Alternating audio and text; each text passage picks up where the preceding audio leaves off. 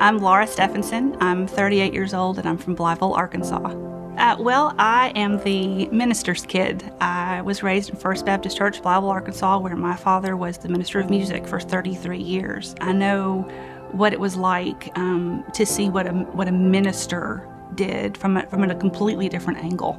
I made a public profession of faith when I was 8 at my home church, First Baptist, and I'm keenly aware of the privilege that it was to have grown up in a family of faith and what that means, not to squander that legacy of faith that was handed down to me. There was never a time in my life when I wasn't surrounded by the scripture, by song, by hymns, and I'm, like I said, very aware of what that means and what that blessing and privilege it is. As an Army wife, we've seen a side of reality that most civilians have never seen, and 7 times God has uprooted us and He has replanted us. We joined First Baptist in July of 2010, but months prior, we had begun listening to the church on the podcast through the website when we were in Fort McPherson in Atlanta, and we got our assignment to Fort Sam, San Antonio. We began looking for a church home.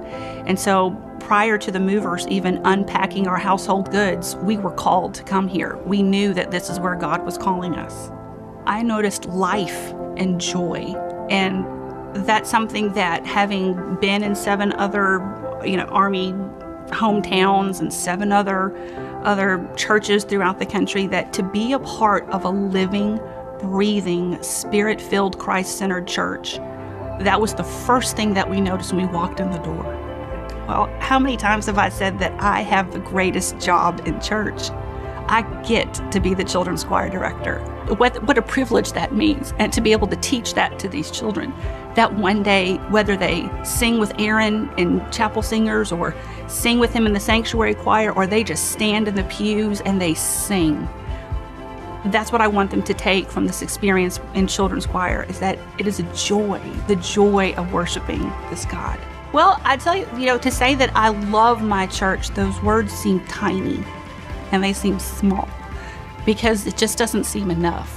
I love my church because I get to serve, and I love my church because I get to sing, and I get to be in a place where my soul can sing the music it was created to sing.